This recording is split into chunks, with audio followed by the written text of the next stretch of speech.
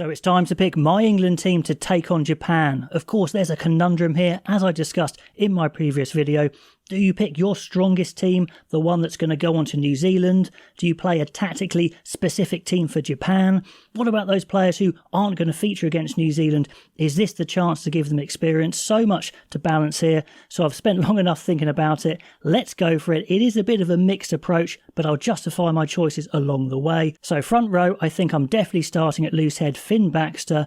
I think he's our best all-rounder, even though he's uncapped. Baxter and Rod, they would definitely deal with that high-paced Japan game. We know what Marler brings, so I don't think we need to start him. So Baxter starting, Rod on the bench. Very excited to see Baxter start. I've got high expectations. Hopefully he can live up to those. Jamie George is obviously going to have to start at hooker because he's the captain, and it's a bad look if your captain doesn't start. It's good for morale as well. He's got good leadership, and it's an inexperienced team anyway, so that makes sense. Dan on the bench for the impact. O'Gray is there as the third choice, so you could play him for experience in this match, but I'll go with the strongest two hookers there, George and Dan. Tight head, well, basically, I'm not really excited by any combination here, so I'm going to go for the experience of Cole, saying no scrum, no win. Who goes on the bench? Well, Stewart maybe is the best all-rounder. Hayes I'm not sure about, so never too excited by tight head, but hopefully Cole can do his job. Second row-wise, it's always going to be Alex Coles, Yules and Martin in some sort of mix because they're saving Atoje's minutes. But it's an exciting combination starting, very mobile, and I can't wait to see George Martin fully fit, carrying, smashing in tackles. That should be pretty good. And talking about smashing, Chandler Cunningham South, I think this is the perfect time to start him. He had a good introduction in the Six Nations coming off the bench. Sure, we've got Roots, Tom and Ben Curry who could play six, but I think Chandler Cunningham South has the most physical talent there. He needs more game time to settle into this team. Give him a start. Super exciting. Good line-out option as well. 7, well, Underhill is the best 7 at the moment. His form is unbelievable. Ben Curry's been on great form as well. But I think you have to start Tom Curry. Now you've taken him on tour. You could have rested him, of course, for this summer. If he's going to feature versus New Zealand, he needs game time. So he needs to start at 7. Ben Earl, I'd start at 8, even though you said, yeah, he's played the Premiership final. It could be a good game for Don Brandt, but I think Ben Earl's in such great form.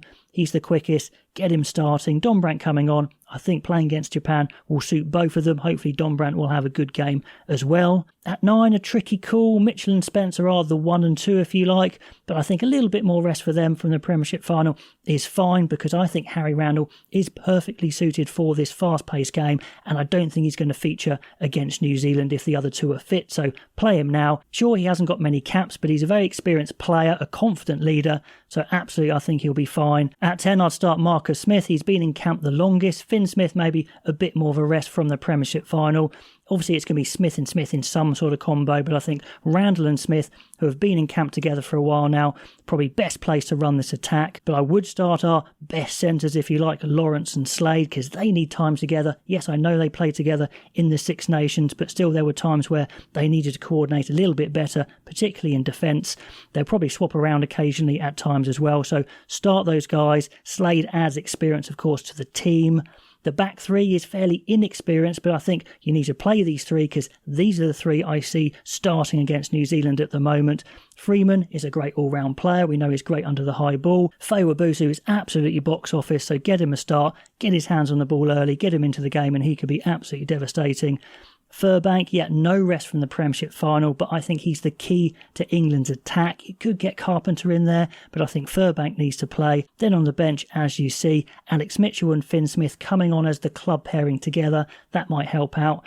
And I think Slightholme's got a good chance of playing against New Zealand, so I'd have him on the bench. But you could make an argument for the bench for Roebuck, Carpenter, maybe Dingwall covering centre, although you've got Freeman who can cover centre, so I don't think you need to.